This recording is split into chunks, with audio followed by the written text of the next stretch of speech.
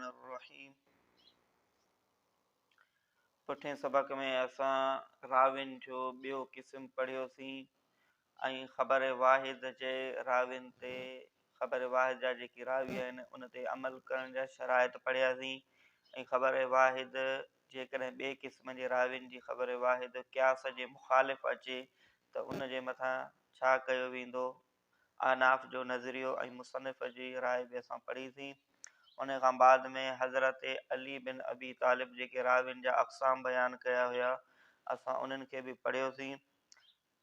पुठे सबक में असां इहा ॻाल्हि पढ़ीसीं त जेकॾहिं ख़बर वाहिद किताबुल्लाह सुन्नत मशहूर ऐं ज़ाहिर जे मुखालिफ़ अचे त ख़बर वाहिद खे छॾे किताबुल्लाह सुन्नत मशहूर ऐं ज़ाहिर ते अमल कयो वेंदो। अॼोके सबक में किताबुल्लाह ऐं सुन्नत मशहूर जा मिसाल बयान करे रहियो आहे मुसनिफ़, जेका ख़बर वाहिद उन्हनि जे मुखालिफ़ आई आहे।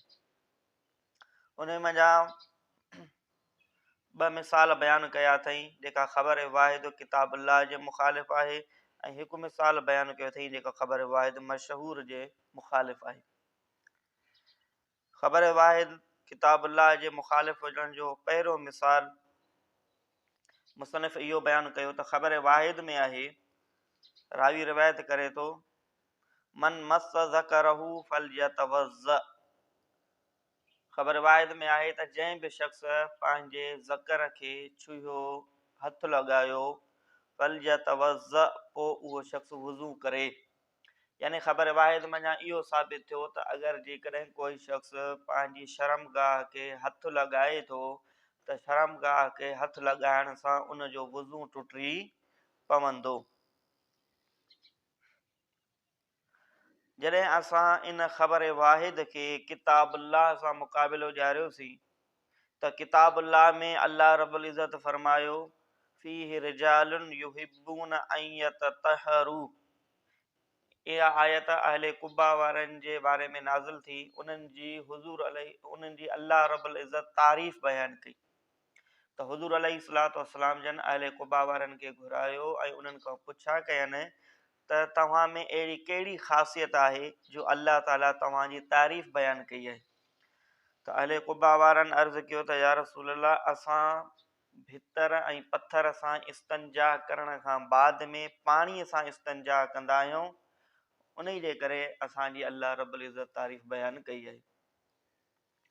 त इन आयत मञा इहो साबित थियो त अहले कुबा वारनि जी जेका तारीफ़ कई वई पाकाईअ जी, उहा इन वजह जे करे कई वई त उहे पाणीअ सां इस्तंजा कंदा हुया, पथर सां इस्तंजा करण खां बाद में। ऐं पाणीअ सां इस्तंजा शर्मगाह खे हथु लॻाइण खां बग़ैर मुमकिन नाहे। त उहे शर्मगाह खे माण्हू हथु लॻाईंदो त पाणीअ सां इस्तंजा करे सघंदो। त इन फ़इल जी अल्लाह रब्बुल इज़्ज़त तारीफ़ कई आहे पाणीअ सां पाकाई करण जी। जेकॾहिं शर्मगाह खे हथु लॻाइण सां वुज़ू टुटी पवे ऐं इहो कमु वुज़ूअ खे टोड़ींदड़ हुजे, नाक़िज़ वुज़ू हुजे, त अहिड़े कम जी अल्लाह रब्बुल इज़्ज़त तारीफ़ न करे। हाँ, तो इन किताबुल्लाह जे मुखालिफ़ में आई ख़बर वाहिद, यानी ख़बर वाहिद जी तक़ाज़ा इहा आहे त जेको शख़्स शर्मगाह खे हथु लॻाए उन जो वुज़ू टुटणु घुरिजे। ऐं किताबुल्लाह जी तक़ाज़ा इहा आहे त जेके शख़्स पाणी सां इस्तंजा कनि था लाज़िमन उहे शर्मगाह खे हथु लॻाईंदा। त इन फ़इल जी अल्लाह रब्बुल इज़्ज़त तारीफ़ कई आहे। अल्लाह रब्बुल इज़्ज़त इन खे पसंदि कयो आहे त जंहिं फ़इल खे अल्लाह पसंदि करे उहो नाक़िज़ वुज़ू न थी सघंदो। त उन जे करे असां किताबुल्लाह ते अमल कंदासीं ऐं ख़बर वाहिद खे असां छॾे ॾींदासीं।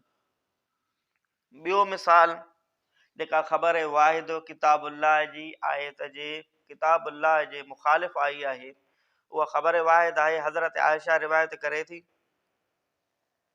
अय्युमा इमरातन नकहत नफ्सहा बिगैर इज़्न वलियहा फनिकाहुहा बातिलुन बातिलुन बातिलुन।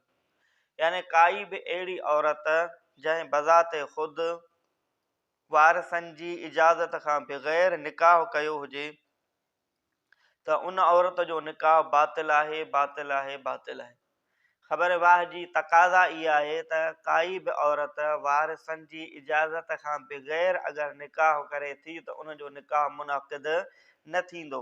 उन जे करे हज़रत इमाम शाफ़ई बि इहो फरमायो आहे त अगरि जेकॾहिं कंहिं औरत वारिसनि जी इजाज़त खां बग़ैर पंहिंजी मर्ज़ीअ सां निकाह कयो त उन औरत जो निकाह मुनक़िद ई न थींदो, बातिल आहे उन जो निकाह। अइमा सलासा जी बि इहा ई फतवा आहे। लेकिन हज़रत इमाम आज़म अबू हनीफ़ा फरमाए थो, जॾहिं असां इन ख़बर वाहिद खे किताबुल्लाह सां मुक़ाबिलो ॾियारींदासीं त किताबुल्लाह जो हुकुम इन जे मुख़्तलिफ़ आहे। अल्लाह रब्बुल इज़्ज़त क़ुरान करीम फरमायो, फला तअदुलुहुन्न अन यनकिहन अज़वाजहुन्न, यानी कि तव्हां उन्हनि औरतुनि खे न रोकियो ही जो निकाह कनि उहे पंहिंजनि साबिक़ा मुड़सनि सां, यानी कि उन्हनि औरतुनि तलाक वरिती, उन्हनि इद्दत गुज़ारी आहे, हाणे उहे वापसि उन्हनि सां निकाह करणु चाहिनि थियूं त हाणे मर्दनि खे वारिसनि खे इहो अख़्तियार नाहे त उहे औरतुनि खे रोकिन। किताबुल्लाह जी तक़ाज़ा इहा आहे त औरत पंहिंजी मर्ज़ीअ सां निकाह करे सघे थी, उन जे वलियनि खे उन जे वारिसनि खे इहो अख़्तियार नाहे त उहे औरतुनि खे रोकिन। ऐं ख़बर वाहिद जी तक़ाज़ा इहा आहे त वारिसनि जी इजाज़त खां बग़ैर निकाह मुनक़िद न थींदो। हाणे किताबुल्लाह ऐं ख़बर वाहिद हिक ॿिए जे मुक़ाबिल आया आहिनि, असां ख़बर वाहिद खे छॾे ऐं किताबुल्लाह जे मथां अमल कंदासीं। उन खां बाद में मुसनिफ़ मिसाल बयानु कयो आहे जेका ख़बर वाहिद सुन्नत मशहूर जे मुखालिफ़ आहे। हज़रत अबू हुरैरा खां रिवायत आहे त हुज़ूर अलैहिस्सलातु वस्सलाम जन वटि हिकिड़ो फ़ैसिलो आयो, पोइ जेको मुदई हुयो, जेको दावा कंदड़ हुयो, जेको फ़रियादी हुयो, हाणे मुआमिलात में अगरि कोई बि फ़ैसिलो अचे त मुदई जे लाइ लाज़िम आहे त उहो 2 गवाह पेश करे। त हुज़ूर अलैहिस्सलातु वस्सलाम जन वटि फ़ैसिलो आयो त हुज़ूर अलैहिस्सलातु वस्सलाम जन वटि मुदईअ हिकु गवाह पेश कयो, ॿियो गवाह उन वटि न हुयो त ॿिए गवाह जे बदिले उन कसम खयूं। त हाणे ख़बर वाहिद जी तक़ाज़ा इहा आहे त जेकॾहिं मुदई वटि ॿियो गवाह नाहे त ॿिए गवाह जी जॻह ते उहो कसम खणी सघे थो, यानी हिकु गवाह पेश करे ऐं ॿिए गवाह जी जॻह ते उहो कसम खणे त उन ते फ़ैसिलो कयो वेंदो।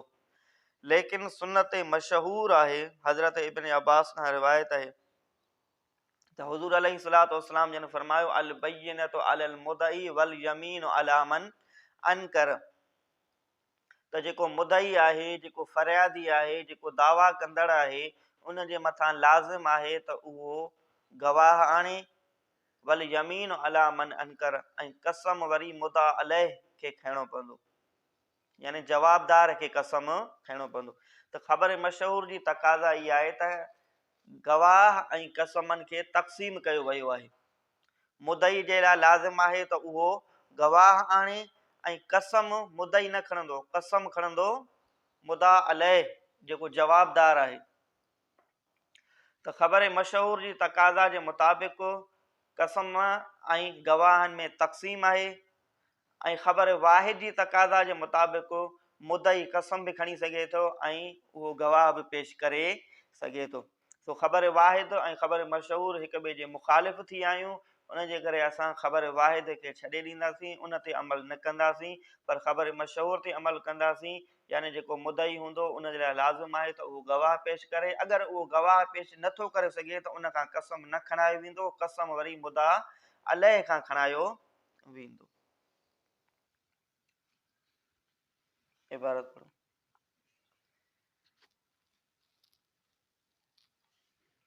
व नज़ीरुल अर्द अलल किताब फी हदीस मस ज़कर, ऐं मिसाल पेश करणु किताबुल्लाह ते हदीस में छुअण ज़कर जो, फीमा युरवा अनहु, उन में जो रिवायत कयो वियो हुज़ूर अलैहिस्सलातु वस्सलाम जन खां, मन मस ज़करहू, जंहिं बि शख़्स छुयो पंहिंजी शर्मगाह खे, फल यतवज़्ज़ा, पोइ उहो वुज़ू करे।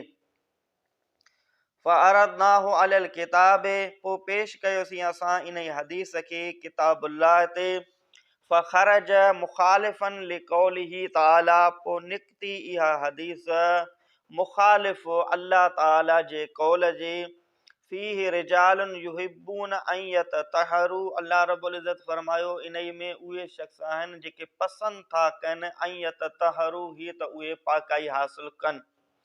पोइ बेशक उहे हुया इस्तंजा कंदा बिल अहजार, पथरनि सां, सुम यग़सिलून बिल माए, पोइ उहे धोअंदा हुया, उहे गुस्ल कंदा हुया उहे पाणीअ सां। वलो कान मस ज़कर, ऐं जेकॾहिं हुजे छुअण शर्मगाह जो हदस यानी नापाकी, लकान हाज़ा तंजीसन, त अलबत्ता हूंदो इहो निजासत, ला ततहीरन, न पाकाई, अलल इतलाक, मुतलक तौर ते। वकज़ालिक, ऐं अहिड़ी तरह कौलिही अलैहिस्सलाम, हुज़ूर अलैहिस्सलाम जो फरमान आहे, अय्युमा इमराअतन नकहत नफ्सहा बिगैर इज़्न वलीहा, काई बि औरत निकाह कयईं बज़ाते ख़ुदि वारिस जी इजाज़त खां बिग़ैर, फ़निकाहुहा बातिलुन बातिलुन बातिलुन, पोइ उन औरत जो निकाह बातिल आहे, बातिल आहे, बातिल आहे। ख़रज मुखालिफ़न लिक़ौलिही ताला, निकती इहा बि ख़बर वाहिद मुखालिफ़ अल्लाह ताला जे फरमान जे। अल्लाह रब्बुल इज़्ज़त जो फरमान आहे, फला तअदुलूहुन्न अन यनकिहन अज़वाजहुन्न, पोइ न रोकियो तव्हां उन्हनि औरतुनि खे ही जो निकाह कनि उहे पंहिंजनि साबिक़ा मुड़सनि सां। फ़इन्न किताब यूजिबु तहक़ीक़न निकाह मिनहुन्न, पोइ बेशक किताबुल्लाह वाजिब थो करे साबित थियणु निकाह जो उन्हनि औरतुनि जो, ऐं मिसाल पेश करणु ख़बर मशहूर ते, रिवायतुल क़ज़ा बिशाहिदिन व यमीनिन, रिवायत फ़ैसिले वारी हिक गवाह सां ऐं कसम सां। फ़इन्नहु ख़रज मुखालिफ़न लिक़ौलिही अलैहिस्सलाम, पोइ बेशक उहा निकती आहे हुज़ूर अलैहिस्सलाम जे फरमान जे मुखालिफ़। अल बय्यिनतु अलल मुदई वल यमीनु अला मन अनकर, गवाह आणणु लाज़िम आहिनि मुदईअ ते, ऐं कसम उन ते आहे जंहिं इनकार कयो।